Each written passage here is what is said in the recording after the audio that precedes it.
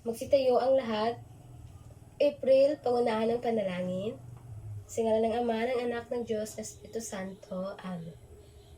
Sa ngalan ng Ama, ng Anak, ng Diyos, at ng Espiritu Santo. Bago kayo umupo, pakiayos ng iyong upuan at pulutin ang mga basura. Tapos na? Okay, maaari na kayong umupo. Maraming salamat. Bago tayo magsimula sa ating tatalakayin, mag-a-attendance muna tayo. Excuse me. Pakisabi ng narito po kung kayo ay narito.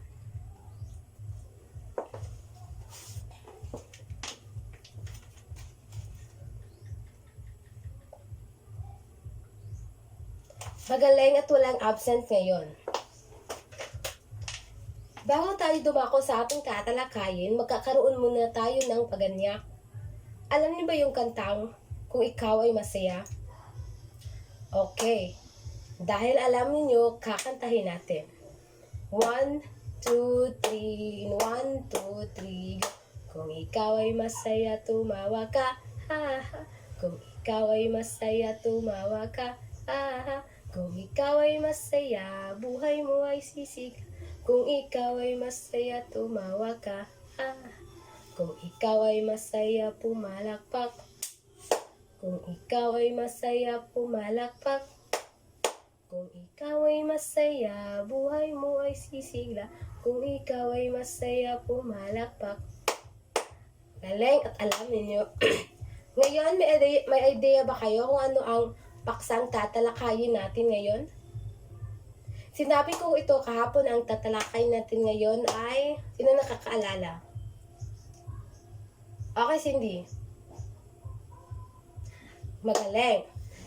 Ang paksa nga tatalakayin natin ngayon ay tungkol sa pandiwa at aspekto ng pandiwa. Bago tayo tumungo sa ating tatalakayin, magbalik-aral muna tayo.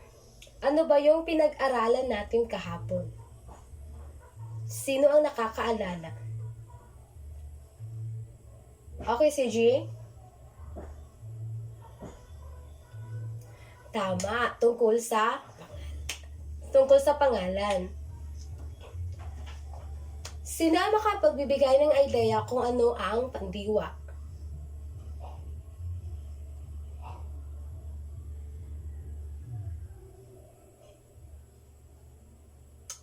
Tama, ang pandiwa ay nagsasaad ng kilos. Pero bago tayo magpatuloy, babasahin muna natin ang layunin ng ating pag-aaral ngayon.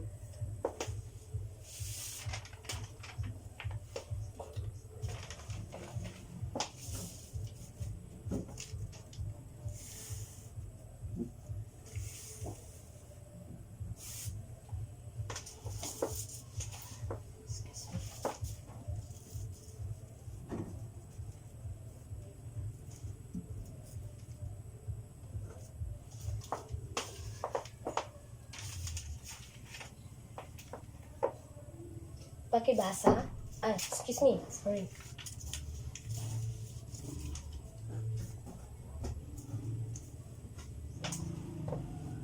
Pakibasa. Nakikilala o natutukoy ang mga salitang kilos na ipapahayag ang kahulugan ng pandiwa at aspekto ng pandiwa. Nakapagbibigay ng halimbawa ng pandiwa at aspekto ng iba. Okay, thank you. So, ayan, sino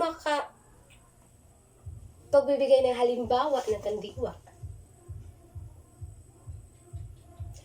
Tama, kumain. Isa yan sa halimbawa ng pandiwa.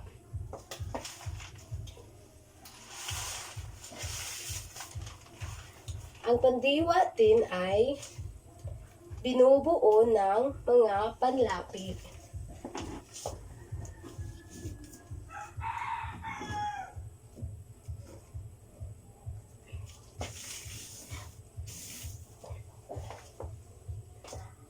Ano ang pandiwa?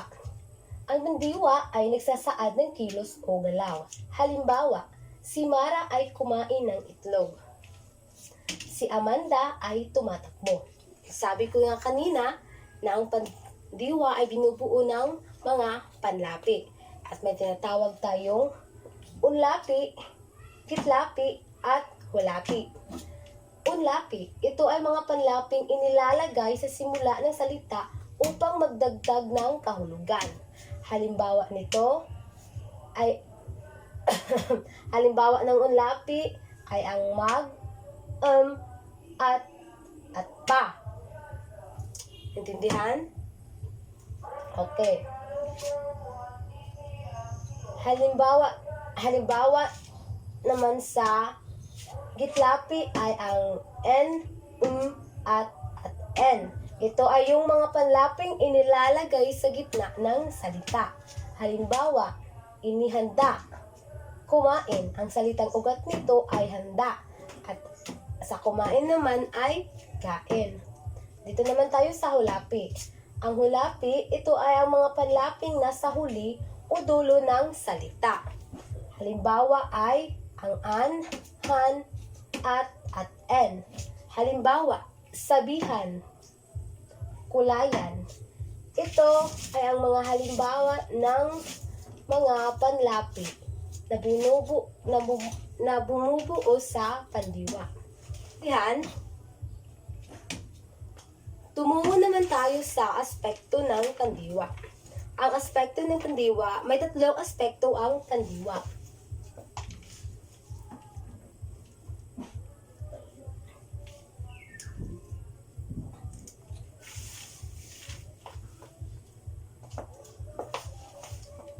May tatlong aspekto ang pandiwa. Ito ay ang perpektibo, imperpektibo, at kontemplatibo. Ang perpektibo o pangnagdaan, ang kilos o galaw ay nagawa na o nakalipas na. Ginagamitan ito ng mga panlaping na, nag, at n. Halimbawa, inaayos ko ang mga gamit na dadalhin ko. Pangalawa, imperpektibo o ang pangkasalukuyan. Ang kilos ay kasalukuyang ginagawa. Ginagamitan ito ng mga panlaping na, nag, at n. Halimbawa, si Kayla ay natutulog. Kontemplatibo o panghinaharap. Ang kilos ay hindi pa nagagawa. Ginagamitan ng panlaping ma at mag. Halimbawa, maliligo sa dagat ang pamilya ni Maria. Naintindihan ba ang mga aspekto ng pandiwa? Magaling! Narito pa ang mga ilang halimbawa ng mga aspekto ng pandiwa.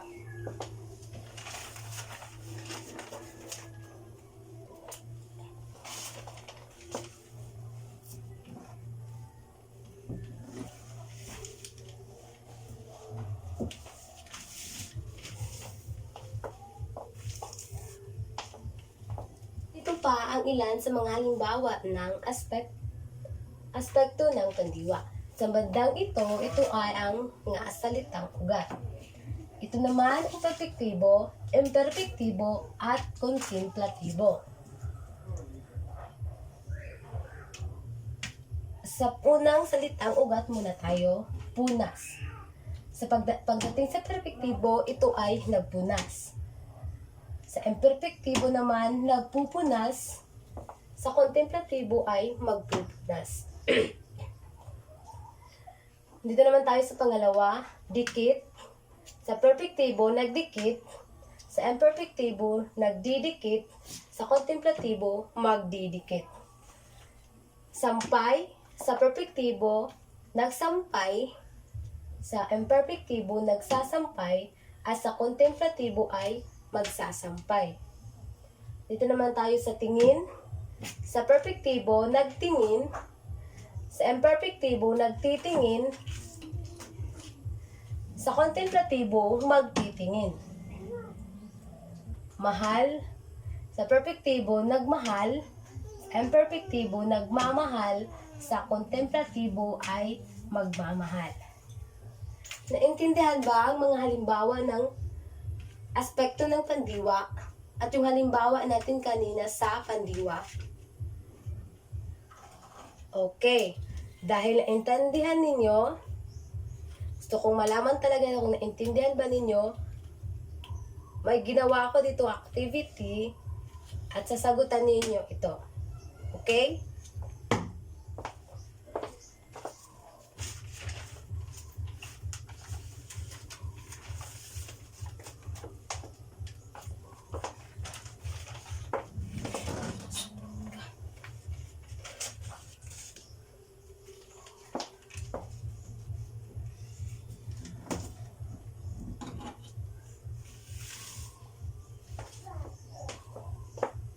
Excuse me.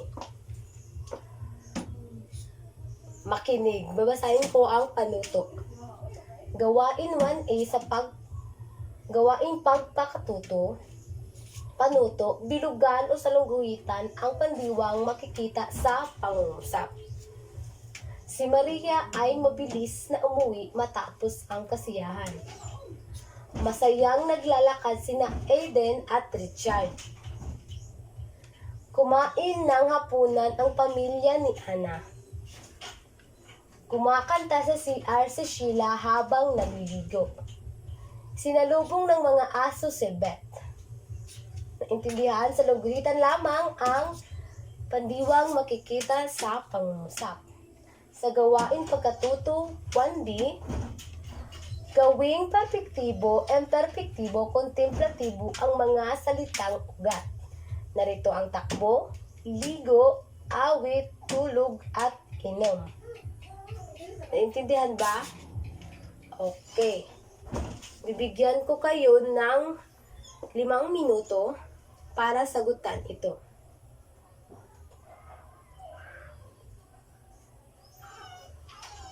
Tapos na?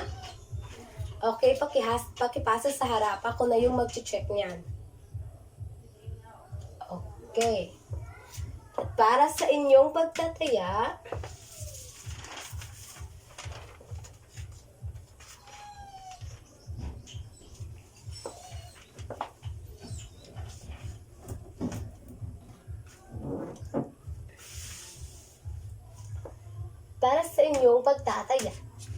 panuto, makinig at babasahin ko.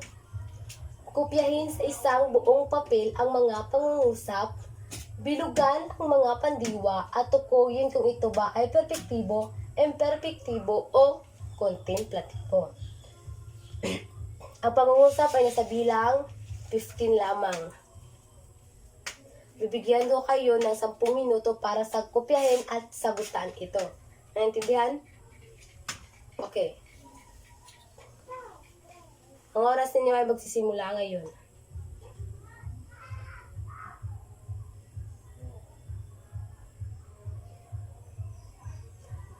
Tapos na? Okay, pakipasa sa harap at ako na rin ang mag-check niyan.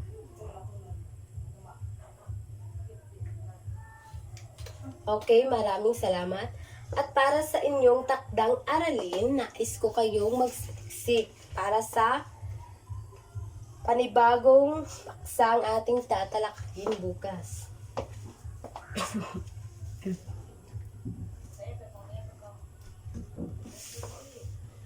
Para sa inyong takdang aralin, panuto, magsaliksik tungkol sa pang-uri. Kailangan yung buong papel ninyo ang nilalaman doon ay ang kahulugan ng pang-uri, mga uri ng pang-uri at magbigay ng 5 halimbawa ng pang-uri. Naintindihan? Kaya niyong isulat, pwede ninyong picturean para hindi ninyo makalimutan. Ipapasa ninyo yan bukas bago tayo magsimula sa ating paksa. Naintindihan? Okay. Naintindihan ba lahat? Naintindihan ba yung mga aspekto ng pandiwa at yung pandiwa? Okay, hanggang dito muna tayo. It's already time na rin. Magtitayo ang lahat para sa panapos na panalangin. Sa ngalan ng Ama, ng Anak, ng Diyos, ng Espiritu Santo. Sa ngalan ng Ama, ng Anak, ng Diyos, ng Espiritu Santo. Amen. Bago tayo magsiuwian, pakipulot ng mga basura at pakiayos ng mga upuan. Huwag kalimutan ang inyong takdang aralin na ipapasa bukas. Intindihan? Okay. Maraming salamat. Clear, pakitanggal. Thank you.